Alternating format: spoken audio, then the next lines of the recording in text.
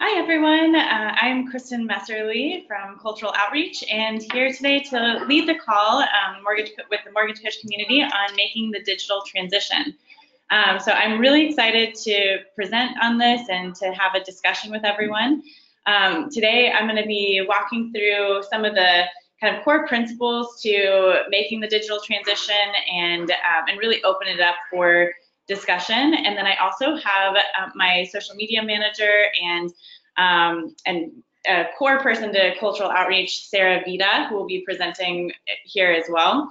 And I'll have her, she's right next to me, so I'll have her just kind of hop over for a social media part of the discussion as well. So as a reminder for everyone on the call, if you have questions that come up or comments or discussion, please go ahead and type those in the question box and or raise your hand, and we'd love to bring you into the discussion. I hope for this to be, I've brought in a lot of core principles and best practices, but I would love to hear from you guys what are best practices and challenges for you, and I think that would be the most beneficial part to the community. So I'm gonna, there we go. Of course, thanks to Mortgage Coach for offering all of these awesome calls every week. I know everyone really contributes a lot to make this community what it is, and I'm really happy to be a part of the Mortgage Coach community and bringing about the modern mortgage experience. Cultural outreach is, we're really happy to always partner with Mortgage Coach, and our mission is very much aligned in that we are a mission-driven marketing firm. If you're not familiar with what I do and what our company does, we help lenders primarily with reaching young and diverse segments through mission-driven marketing. We do that through training, social media, and a lot of digital strategy. So everything that we're talking about today is very much things that we work on with our clients and with lenders across the country. So to start, I want to just kind of frame the discussion around what the modern approach looks like today and what the digital transition, I think, ultimately is built on. And I would say it starts with these three principles. One is that the modern approach is omni-channel. And when I say omni-channel, I mean that it is encompassing of a lot of different digital and in-person manners of communication. So it's still really important to be in person, especially when reaching young and diverse communities, because of the personal relationship part that I'll talk about here in a minute. But it's also important to be wherever your customers are, which is on many different channels. And that's where I think this can get a little bit overwhelming when we start talking about the digital transition or your digital footprint, because you have to figure out which channels are best for you and how you're going to communicate on those channels. So we'll talk a little bit more about that, but just for reference where we're at in today's world, and I know if you're part of the Mortgage Coach community, you're very comfortable and I think overall pretty familiar with this kind of transition toward more of digital communication. But there was a Nielsen study that showed that over half of consumers would rather send an instant message to a business than call customer service. And I know for me, I mean, probably for all of us, we use instant messenger to communicate with providers and or send an email for a lot of different purchases. When I was buying a pair of shoes, I just instant messaged the customer service people asking a quick question because there was a chat box available, and I thought that was so simple, and it makes me feel so much happier with the customer experience if I can quickly communicate. But that's one channel of communication among many others where your customers are and where they want to be communicated with. So we'll talk more about that. Secondly is this value for transparency and education. Consumers today are really empowered consumers. And this is, again, where, I mean, Mortgage Coach is really central to all three of these areas, but this is the one that I think I value the most when it comes to thinking about the place Mortgage Coach has in our community and in this industry. But consumers want to be empowered with information, and they want to know that they can trust their providers. So a great way of doing that is through promoting customer reviews. And there's a study that showed that 88% of people trust customer reviews as much as personal referrals. But overall, I think if you're part of the mortgage coach community, you definitely understand the value for transparency and education. Then the last point is personal relationship. So we value more than ever this relationship with our providers. We're not thinking of, well, there's two ways people can approach a loan officer in particular. One is that the loan officer is a means to the end, and that's where we are thinking of a loan officer as, that might be the Quicken Loans, Rocket Mortgage, or the Amazon of mortgage, where you're beat out by efficiency and rate potentially. But then there's the other option, which is what we're pushing in this community, and the one that I think is most valuable, is that you're not seeing the loan officer as a means to the end. You're seeing them as a guide through the process, and you're set up as having that personal relationship. I've interviewed a few people at PwC, and they did a big research study that was showing what consumers thought of the mortgage process and what they valued most. And personalization came up by far the most important influencer of having a positive interaction or positive experience with their loan officer.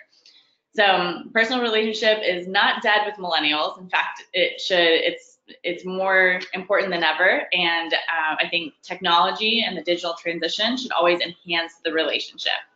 So these are the three kind of core areas that I want to talk about and kind of frame that discussion.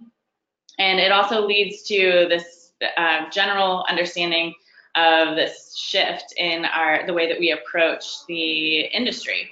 And I think Mortgage Coach has a graphic similar to this that we kind of collaborated in putting this together.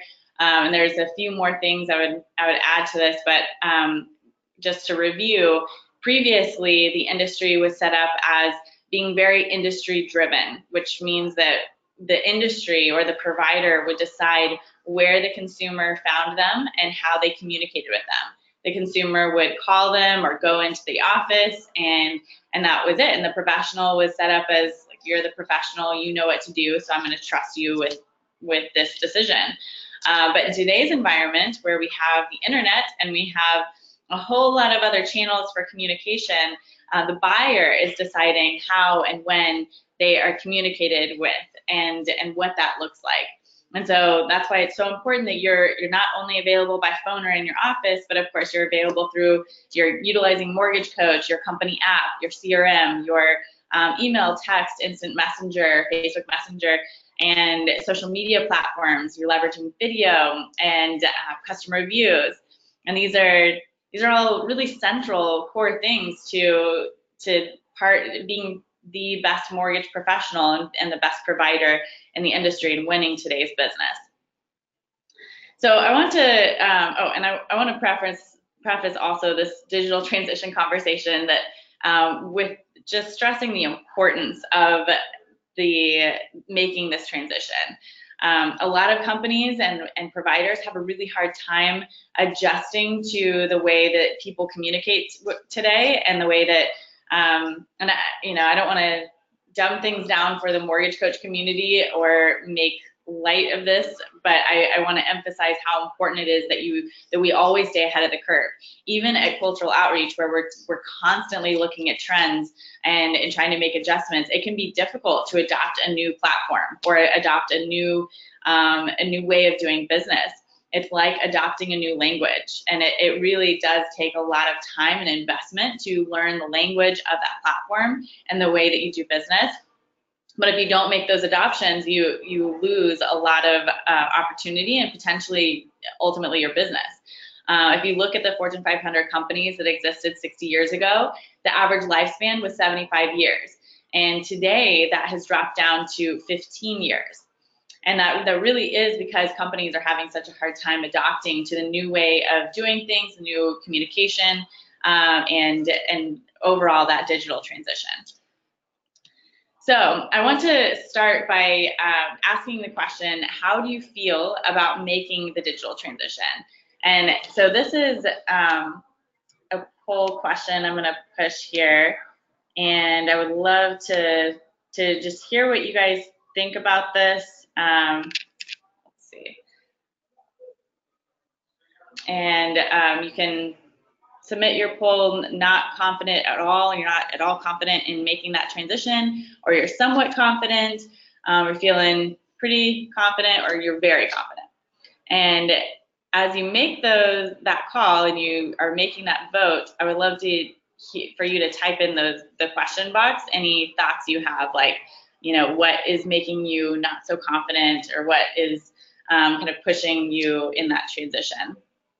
I've got a little bit over 60% voted. So, by the way, I don't think I mentioned this, but Dave is unable to join the call today, so that's why I'm leading this call. Sorry, I just realized I did not mention that at the beginning, but yeah, I've co-hosted these before with Dave and always love attending them, so I'm really excited for the opportunity, and we'll see if he's able to jump on at any point. But 61% have voted. I'll go ahead and close the poll and share results here. Looks like most people are around somewhat confident or confident. So we'd love to hear from you guys on what is making you feel confident or not in this process. So some people, we've got Norma saying, need to make the time to actually learn how to use the tools that are available. And one person said, don't know where to start, so I get overwhelmed and do nothing. That is by far the biggest issue that comes up for most people, is just that feeling of not knowing where to start. And I know, I mean, even as I was talking through that, the portion about which apps people are on, or kind of making that transition, and that really does get so overwhelming, thinking about knowing every single language. That is something that our company has devoted a lot of our effort to, is training and helping people understand different platforms. So hopefully you'll get a little bit of insight into that today, and we are going to continue to promote and provide free training around adopting new technology. So I'll give you information, but if you go to our website, we're launching a new newsletter next month that will deliver some of those insights on a regular basis. So Brian said, confident because the only thing I have to incorporate is a more vigorous manner in the consumer ratings, which platform to use. So I think if I understood that, the main thing you need to incorporate into your strategy is consumer ratings. So we can talk a little bit more about that if that was a question. And I think, there's a few tools out there that you can utilize, but honestly, just asking for a customer review after every closing is such a big help to, and it doesn't take that much extra effort. You simply are going to, you can create a page, like if you have your Facebook business page, which is where I would start, and then you can take that link and text it over to your client after closing and ask for that review, that they leave a review. And then you said also helping my customers use those platforms, so like the customer app or the mobile app that you utilize as well. So others saying it's a little bit overwhelming and it all looks impossible. Yeah, so I think that hopefully this will be really helpful to you guys. But again, as we go ahead and drop in those questions or comments, and we can expand in certain areas. So if you are like, this is an important area, let me know. I do want this to be more of a mastermind discussion, and also, even if we don't get to it, type those in there, and then this will allow us to have more information to follow up with you guys with some, we can do like a video follow-up or something like that to share additional insight if needed. Okay, so I am going to continue on and start by talking about some of the core principles of the transition, and then we'll get into talking about some of the social media stuff as well, that I'll bring in Sarah for that discussion.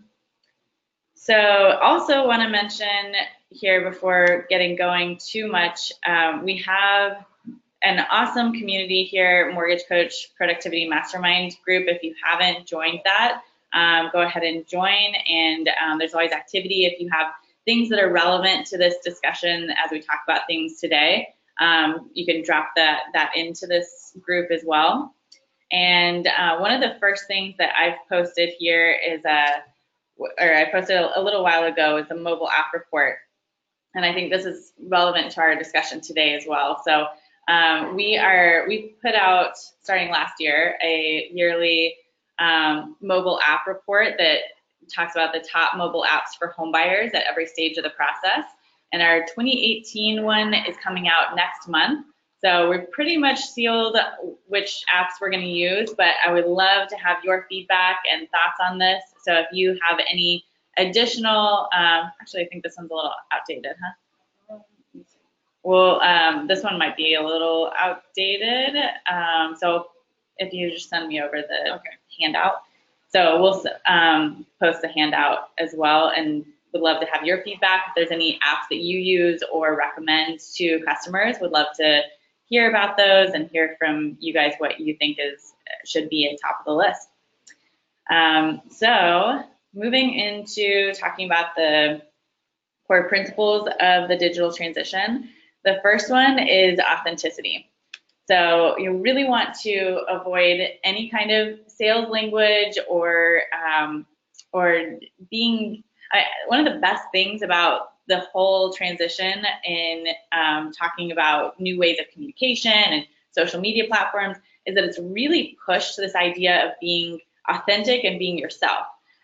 So this is an example, of course, from social media. This is on Instagram. This is someone who he had posted this recently, and we used it as an example. So I wanted to share this one because it's just silly. It's just him being himself, and he has built his whole brand around trust the beard. And so because it's a long story, but anyway, he has a pretty heavy beard. So he had all of his, or some of his team take photos with the beard overlaid on them, and it's just silly. But the point here is, I mean, in the mortgage coach community especially, we're always talking about adding value and always being a source of value to your clients, but also remember to be yourself. It is way more important to be personal and have the relationship over being the most professional. In fact, there was a interview Dave did with Ryan, I want to say Niemeyer. He was it was a top millennial realtor interview, and he talked about how personalism is more important than professionalism in today's world. You want to know someone's professional, that you definitely want to know the expertise, and that's where Mortgage Coach and other tools really come in to help promote your expertise. But most importantly, or as importantly probably, is that they want to know that they can trust you. So in all of your communication, especially, please be thinking about how you are communicating things on your CRM and through newsletters, through, any interaction. Be very careful of things that are packaged for you, and that can be really helpful to have things that are already ready to go and kind of dropped into your CRM, but or automatic posts on social media. That can be helpful, but make sure that you are the one that is being the most active and that you are showing who you are. That authenticity is very important. I know a lot of people that have been on these interviews previously do a great job with this as well. So you might just check back at some of their things as well. So your digital brand is a reflection of who you are and what you believe. This is why, part of why it's so important at Cultural Outreach that we are helping companies and people with that mission-driven strategy, because today's environment really requires that you are showing who you are and showing that kind of mission-driven personality. So we did this a long time ago. I think it's been definitely over a year, but Dave put together a Mortgage Coach Values and Why worksheet, and this is found in the Facebook group. If you go to files in the Facebook group, you can see a bunch of stuff that people have dropped in here. And so you would be able to find this worksheet in here as well. And but the main point here is for you to think about, what are the values that I bring to the table? What are the things that what are the things that are most important to you as a mortgage professional? And what are the things that are most important to you that your customers see in you? So maybe your customers see that you're someone who really cares about helping families, about someone who gives great advice, who is someone that's a good friend, and kind of think through what those core values are and make sure you're integrating that into your brand. So you might even do an audit of your presence. I would definitely recommend doing an audit of your Google search your name and on a regular basis and see what comes up. But think about more strategically, is everything that I'm communicating showing those values? Sue Woodard did a great piece on this where she was talking about building your personal brand. Also a file that is available in, oh man, I've locked myself out of there, but in here you can see, let's see, something about personal brand. You'll be able to find it in here, but I'll have to look for it further. But anyway, these are screenshots from it, and this is the main thing I wanted to mention here is building your brand. It's all about you. And so you want to think about how you help people in. This is kind of an assessment you can do for yourself right now that I thought was really helpful in showing your values and thinking more strategically about your brand. So I help people in Los Angeles and who want to buy a home by providing especially now when and I'm known for. So really focus on kind of fleshing out a little bit more how you provide your service. So you provide it through doing total cost analysis. You are providing education at open houses for realtors, and you're supporting your realtor and referral partners through social media support or whatever it is. Kind of really flesh that out a little bit more, and then say I'm really known for being friendly, providing good advice, and just think about that. If you flesh that out in your own little worksheet and take the time to think at a high level. I mean, anyone that owns their own business or owns a part of your business or is entrepreneurial in any way, you have to get out of the weeds and think from the top in order to really take your business forward. And this is an area that I think is often overlooked when you're thinking about your personal brand because it's not necessarily, as we talk about the digital transition, people are quick to jump on Facebook, Instagram, Twitter, and just start getting active on the platforms, but then you're not thinking as strategically about what you want your brand to look like and what you're communicating. You just pull in content that people give you or that you find that's interesting and share that. But I would really like I think to be effective in the overall digital transition, start from a high level of who you are and think about the overall message you want to convey, and then you can start diving down into those lower levels of details and content.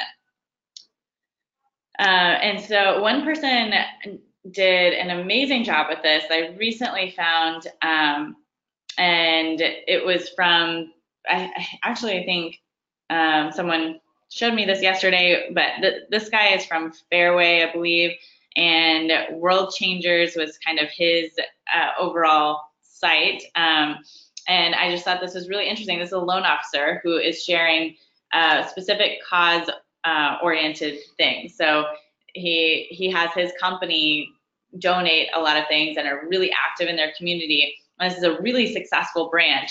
And this is on their homepage. He's talking about how many people got clean water so far. It's like one of those counters. So instead of how many loans have I produced this month, which is an important thing, but this is how many people I'm helping as a result.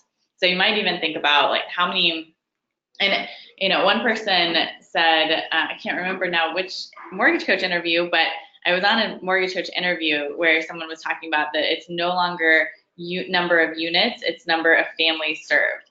And we need to integrate that into the way we talk about everything. It's number of families served, and how many people are impacted through the work that you do. So think more impact oriented, and really try to integrate that into your personal brand as well. Impact has become a really big deal in all business industries. There was a quote from Interbrand's Best Global Brands report that said, brands with a purpose set on improving our quality of life outperform the stock market by 120%. And this is something I've been looking a lot more into, is social enterprise and business with social impact.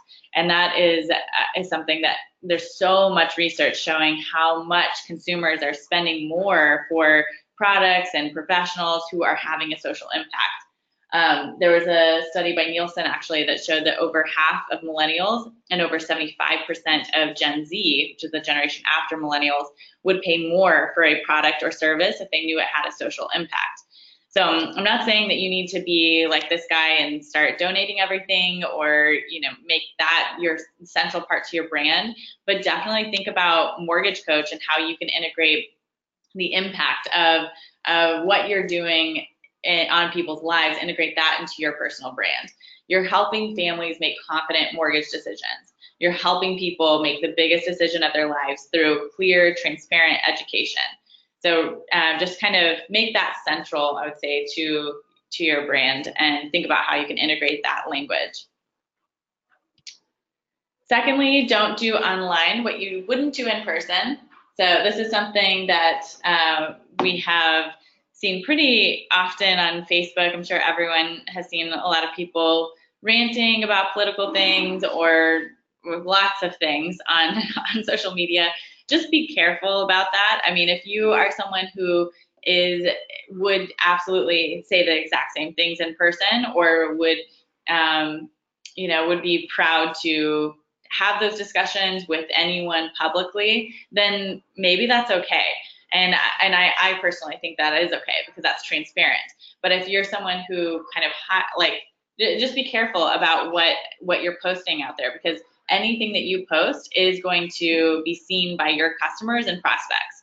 So if you're okay with people seeing that, then go ahead and do it. If not, then just be aware that this is impacting your business.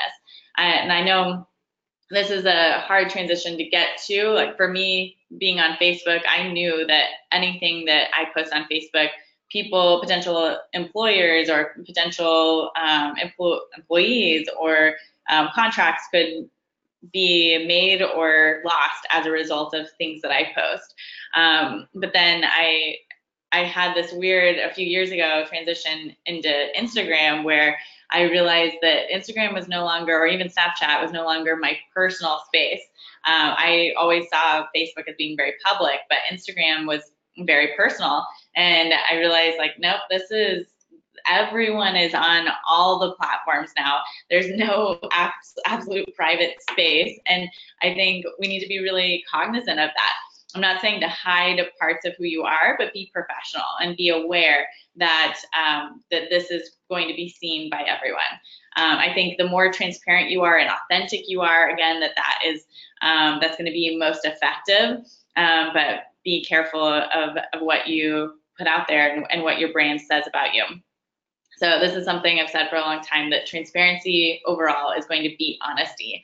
Everyone wants or says that they want an honest provider, but honesty is not enough in today's market. I'd say honesty means that if you ask me, I'll tell you, but transparency means I'll tell you without you having to ask me.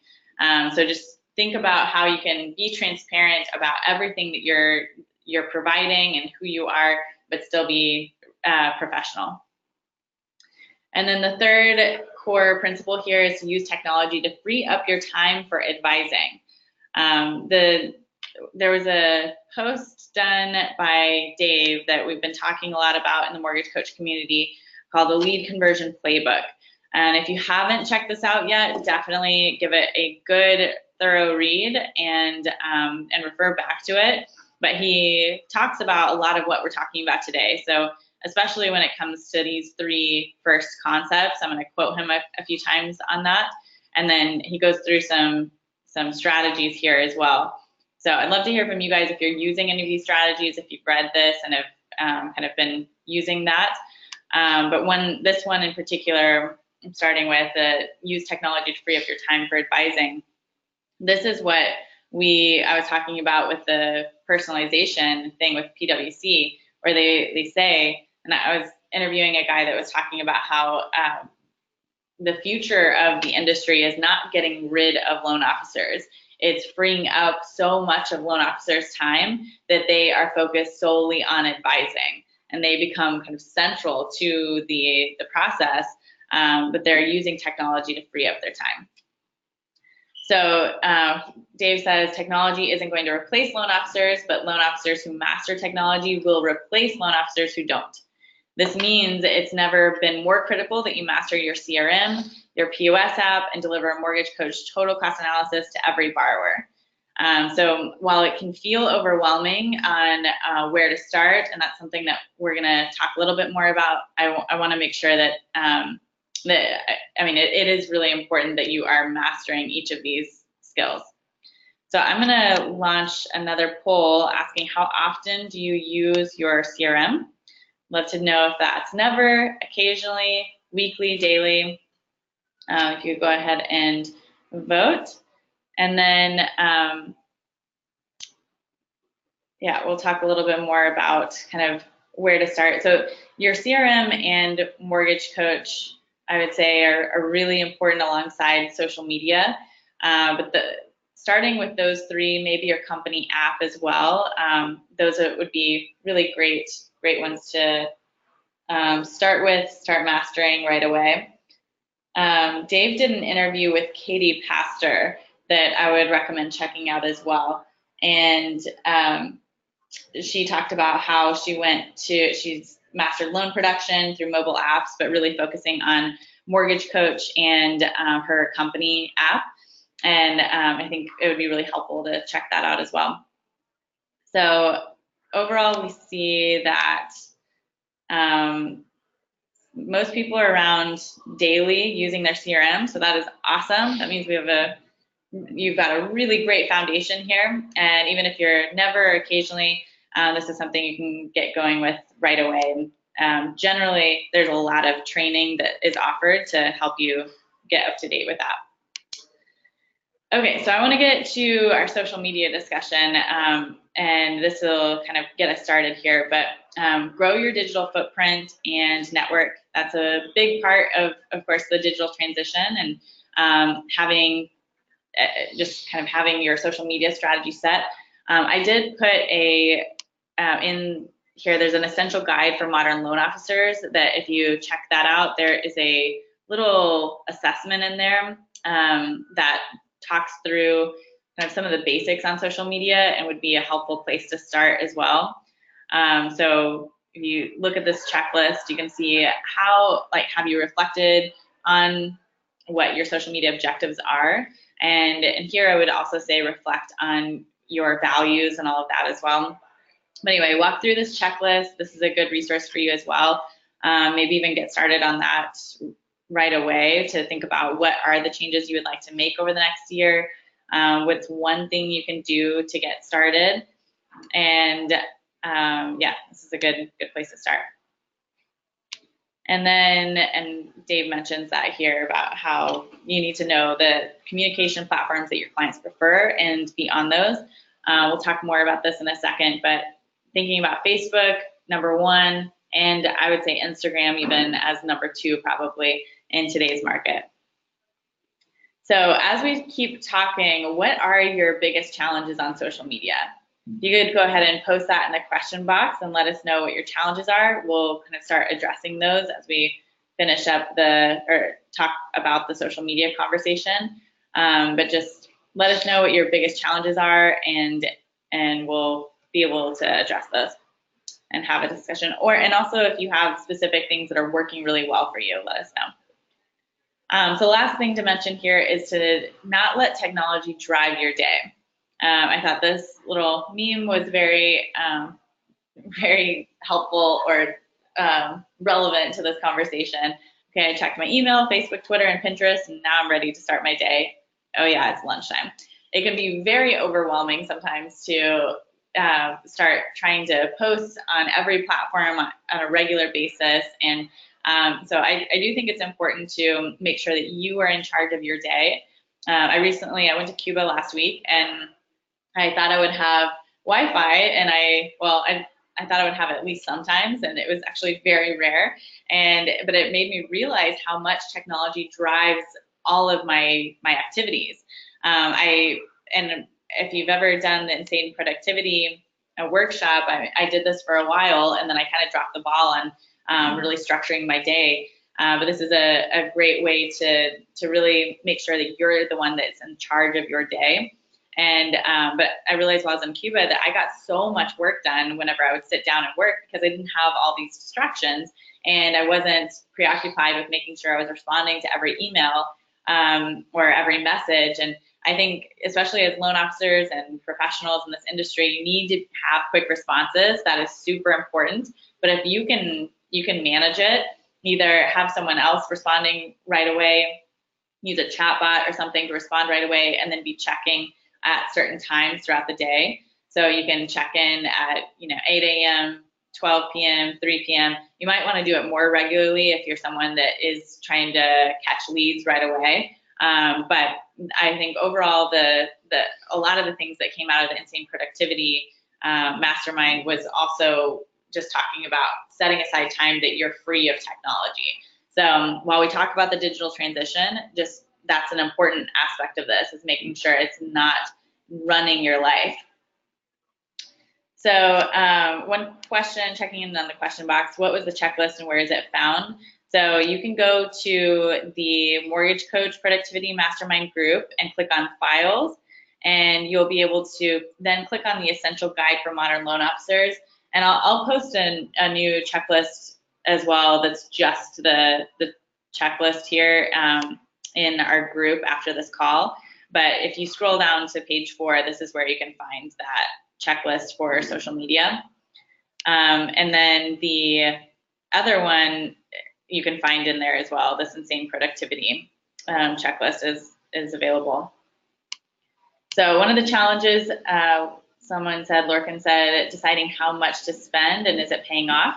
Yeah, so one thing to keep in mind about social media is that it is not going to give you immediate ROI typically you're not going to see, okay, that loan came as a direct result of that post.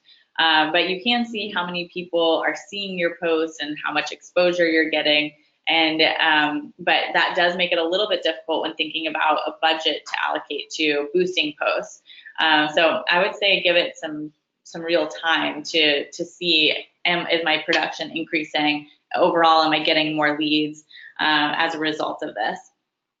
And is my brand showing the things that I want my followers to see? So other questions, getting page likes, followers, to boost or not to boost, and making the mental time to come up with valuable content, some of the questions or the challenges here. And yeah, I think that we'll talk a little bit more about boosting or not in a second, but I think that that's something you kind of want to play with and test out on your own and see if it's helpful. What we do typically is see if a post is doing really well and people seem to like it, then you put some money on that post. And don't just boost posts that you think are helpful or are going to be good. Like, wait and see what your audience does. I think right now, if you want your post to be seen, you do need to put money behind them though, because on average, you're going to see, I think it's between 4 and 6% of your audience is going to see any post that you share. I think that jumps up to 9% on your personal profile versus your business page. But yeah, you're going to have to put money behind it if you want more people to see it. And it does give you a lot more data to work with as well. Okay, so as you continue to type in those challenges, I'm going to pass this over to Sarah Vita, who is our social media manager and does an awesome job with social media, does a lot of our training on social media for loan officers as well. And she's going to talk through the multi-channel approach. So, Sarah. Okay. Hello, everybody. I'm Sarah Vita, as Kristin just mentioned. Very excited to be here today and talk to you a little bit about social media. one second. Where did it go? Okay, so as Kristin already mentioned a little bit earlier, we like to focus on what we call the multi-channel approach. So this is the idea, as she said earlier, about really kind of utilizing all of the different platforms that are at your disposal, being where your customers are, engaging with them often, especially in the younger, diverse demographic. They are always online, they're always instant messaging each other. It's not really the times where you're, sending an email and expecting a response days later. People want you to respond really quickly. So it's about being out there, engaging with your consumers, and also just being social. It has to be kind of light in some ways and fun, and the goal of social media is to be social. So you have to remember that, even though at the heart of all of this it is your business, but you want to remember to be social with your consumers. So that being said, the omni-channel engagement, as Kristin mentioned before, is kind of a mixture of both online presence and in-person, because the most successful strategies now are going to be able to leverage technology so that you can really utilize your in-person time to make relationships with clients and new contacts, and really develop more of a person-to-person relationship, because that's what people are going to remember. So when you're on these platforms, I'm going to focus on Instagram, Facebook, and LinkedIn, but you really want to think about some of these key things that you can explore on all of the platforms. So number one being instant messenger. I kind of mentioned this already, but people like to get answers fast. They like to be able to quickly get information so that they can continue on their research or whatever. And it's a lot easier than email sometimes, because you don't have to wait and you don't have to make it this big, long, formal thing. It's kind of a quick, hey, what's going on? Can you tell me more about this or whatever? So instant messaging is great, and it's really available on all platforms, Instagram, Facebook, LinkedIn, text messaging even. We also like to focus on video content. You want to include videos when you can in your feed, because it not only creates kind of a dynamic profile, but it also allows people to see you and meet you, and say they're in a different city or somewhere else and you can't have that face-to-face interaction with them. Videos are going to help build a connection, build a rapport with people. They're going to get to see your personality, and sometimes your personality won't show through in other kinds of posts, but if they put a face to the name, they're going to be able to start to trust you and kind of understand what your authentic brand and what your voice is, which will help you with your overall brand strength. And piggybacking on video, I also like to talk about the story features in Instagram and Facebook now, which is a really awesome tool. And it can seem scary, I know, for some people, because it's live, it's in the moment, it's unfiltered, it's unedited. But it's another great example of people really wanting to connect with you, with your authentic brand, and kind of getting a little snippet into the day of the life of you or whatever you're doing. A lot of people wonder, okay, stories are these things that are online for 24 hours and then they go away, so how is that helpful to me?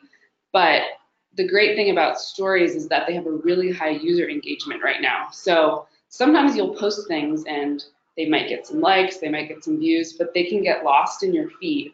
So with stories, people are going to see those. They're always at the top of your profile. They can click on it and they can watch it. It's 15 seconds or longer if you add a couple of them, and then it's done. And so people kind of get this quick little, snapshot of, hey, I'm here at this closing, or I'm at this open house, or I'm at this community event. And it's kind of a way for you to show people that you're being involved, or that you're being, personable with clients or something like that. And you can also use geographical location tagging. So it's also a really cool way to connect with new clients and new consumers, because if you say, hey, I'm at this place and other people are there, they're going to check and they're going to see, oh, wow, this person's doing this cool thing here.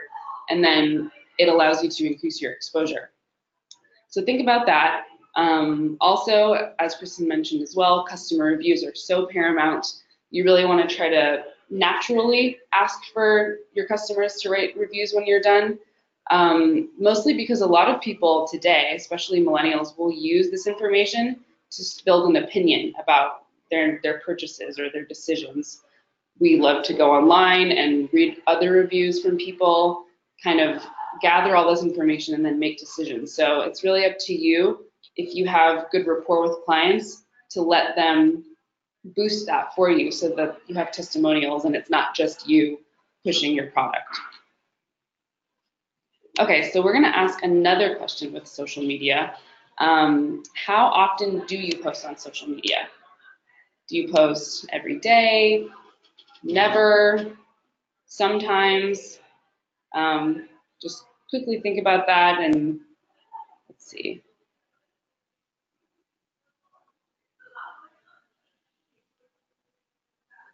Great. So not a lot of you are never posting. That's good. So we've got a pretty good tie with occasionally and weekly. So this is actually really great. You know, like I said before, it's about being engaged and being connected with your consumers. You want to try to post as often as you can, but you also want it to be authentic. So you don't want to be posting spam, but you guys are in the right direction. So now I just want to get into a little bit about each platform, Facebook, LinkedIn, and Instagram. But when you're thinking about all these platforms, think about each platform as kind of like a different country or culture. So if you were going to go traveling to a different country, you'd want to kind of do a little bit of research, understand a little bit about the culture, maybe even you know the language, you learn the language, and that will help your experience be so much better. So that's the same kind of idea when you're looking at these platforms. Each one has kind of different nuances and different best practices, things that work for each of them. So as you get to know those and understand those, you're going to be able to be a lot more successful on these platforms. But if it's overwhelming, because I know it can be, like there's a lot of things, do I have to be on all of them? Oh my gosh, learn one language at a time, right? Eventually you want to build your presence and be on all of these platforms. But if you start somewhere and kind of become an expert at this, then you can move on and it will help you while you learn the other platforms too. So I want to talk first about Facebook. I think Facebook is really popular in the mortgage and real estate space. People think that maybe it's dying or it's not as popular, but it really is the most popular platform amongst the widest variety of users. It reaches lots of demographics, all different both genders and all races, and it reaches everybody, and it has a lot of great tools that allow you to do that, like the instant messaging service we talked about. It has the advertising space. You can post news, articles, and things like that. It's kind of an informal yet professional platform that we think is just still really, really important. Instagram is also really kind of the second runner up here. In some spaces, it's kind of top in terms of like lifestyle branding, but for mortgage, for real estate, and things like that, it's pretty important, especially among millennials. Millennials are using Instagram almost exclusively, and a lot of people are following businesses on Instagram now. So there's a really huge market there for you to tap into as long as you do it well. The thing about Instagram is that it's a very visual platform. So to make the content really productive and powerful, you want to make sure that you're really being authentic there, because if you start to get too wordy or you have smushed images or things like that, it's not going to look very good and it's not going to be as effective with younger consumers. So really think about that when you're doing Instagram, is how can I visually show what I'm doing or what I care about. It's a great place for stories and instant messaging.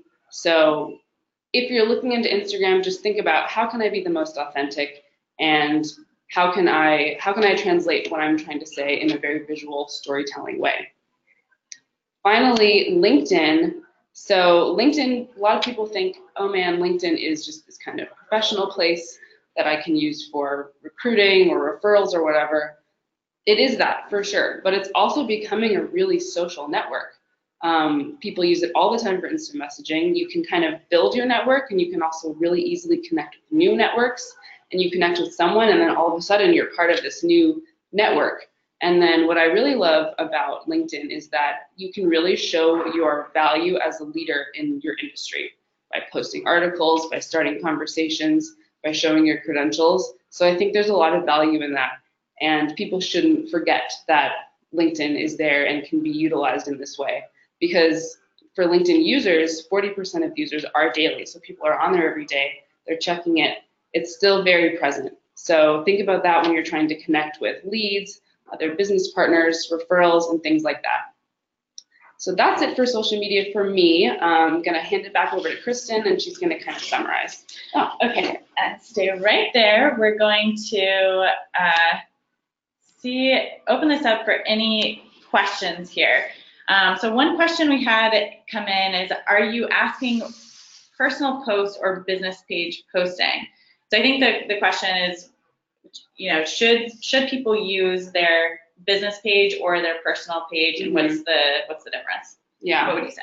Well, I think it kind of depends. Like Kristin was saying before, when she first got on Instagram and she was realizing that, oh man, this is not my private space anymore. I think you can do both as long as you keep one private and keep one public. So if you have your private Instagram and this is only going to be for my friends and I'm not going to be putting any business on there, then don't do that. Don't kind of like play in the gray areas. You can have your professional profile and you can have your personal one.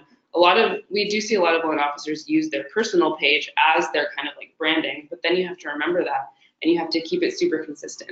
So if you're going to blend them and have just one account, just make sure that you remember that, and like you can still include personal anecdotes or things you're doing with your family, but you can, kind of brand that to make it part of your business.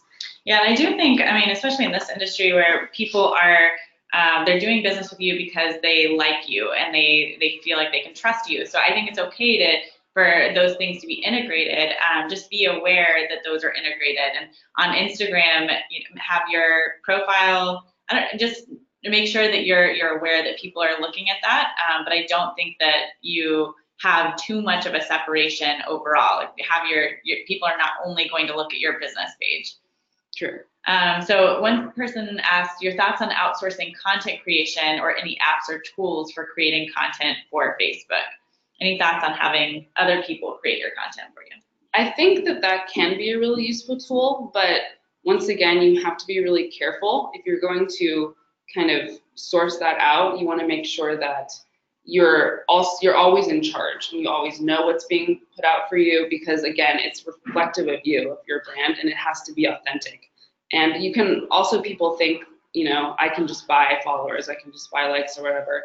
To some extent, that's kind of true, but your social media is about branding, okay? It's not about necessarily making money, generating leads. These are things that can happen because of your brand, but you want to remember that this is an authentic, vision of your personality. So I think utilizing tools as a supplement is great, but kind of relying on that to increase your social media presence is not the strongest tactic. Yeah, you can't you can't have someone else be your personality for you, so I think it can be helpful to have that as a resource for you. Like we do that for a lot of companies as well.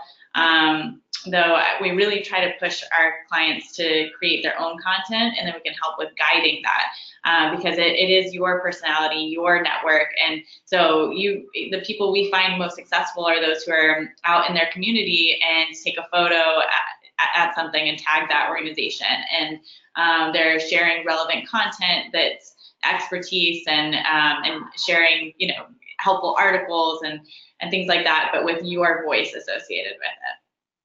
So we have another question that's on Facebook advertising. Let's see this one. These are on, okay, let's say you get 200 likes on a post. What do you do with those? Are these new potential clients? So I think that with this is, again, back to the branding question. Mm-hmm. Your thoughts? I think in terms of likes, that's not, to me personally, something that I would think is a way to ignite a conversation. If someone's commenting on your content and it seems like a good way to start a conversation organically, go ahead. Likes is just kind of if someone's like, oh, cool, I saw this and I think it's really interesting, but they might not have a question, I probably wouldn't reach out to someone based on likes, but it's just a good representation for other people that people are enjoying what you're putting out there and that you're putting out authentic, interesting material. Yeah, I think that overall you're using social media as a way, it's like you're walking into a big room of people and saying hi to people. You're not going to immediately make them a lead, or they're not going to immediately probably be a sale for you, but it's getting your name out there and becoming more and more familiar with people. So that's the way that that's most helpful. And I don't think that there's I think you want to make sure on your business page you have an easy call to action to message you, and that, you're following up with comments and any messages. That's super important. And then when you get a lead, people are going to check your Facebook page as well. So that's going to ultimately help you with converting leads to sales, but it's not necessarily going to be a like might not immediately convert to a lead or a sale. So I think that is all the questions we have. I want to run through and summarize some of what we've talked about today. But Sarah, thank you so much for your social media expertise. Of course, thank you. And if you have any additional questions that come up around social media, I or my team are available to help you guys out in any way. And always happy to respond to anyone in the mortgage coach community about questions around the digital transition. So in summary, a couple of things I want to touch on is, one, of course, work on building your network on social media and updating your profiles and just checking on that on a regular basis and posting consistently. Secondly, share educational resources online and in person.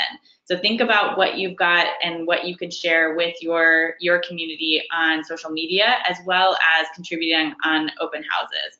In open houses. As a reminder, there are some really great strategies in that lead conversion playbook around educating realtors and training them and adding kind of a lot of value through open house promotion and additional support. And then the last one to think about is that using automation to free up time for relationships. So use automation, again, with your personality integrated into that, but use your CRM daily, use Mortgage Coach and your company app, things that allow you to free up your time to have that personal relationship and think from a high level about your business. So a few things to keep in mind there is to be personal and closely integrated with your customers, and also be an active member of your community in person. That's going to be the best way to ultimately build your social media network as well. So in closing, we have a few other questions here. What's the easiest video editor tool to create Facebook and email videos? I think this person may have posted this in the Facebook group, which I want to remind everyone, go to the Mortgage Coach Productivity Mastermind group. And if you have questions that come up, then you can post those. I posted the interview that Dave had done with Katie Pastor that I mentioned before that I thought would be a helpful thing to check out related to this. And then a different person actually had posted a question about a video editor tool. A lot of people use BombBomb that is seems to be really great for video emails. I love Loom, and everyone in our company uses Loom, L-O-O-M, and it allows you to create screen share videos and live video at the same time or independently. And it's just super simple to use, and it will do, if you add it as an extension to Chrome, it will automatically copy the link, and you can text that link over to anyone or email it. It also integrates with Gmail. So if you use Gmail, you can share email videos directly from Gmail. On Facebook, you can, in Messenger, you can click on like share a video directly from the from Facebook. So there's a little video sign in here, and you can just create a quick video and direct message. So, and then our web address, to stay connected, of course, stay involved on our Facebook group, the Mortgage Coach Community Facebook group. And if you sign up for our newsletter at culturaloutreach.com, we will be sharing our 2018 app, top mobile apps for homebuyers at every stage of the process. That will be coming out next month. So our July 1st newsletter will have that, and we're happy to respond to any questions you have in the future. You can email me directly at kristin@culturaloutreach.com, and please complete the survey that it shares how you think that this call went, and would love to hear your feedback, and also share anything that you would like to hear about in the future. So thank you guys so much, and hope you have a great rest of your week.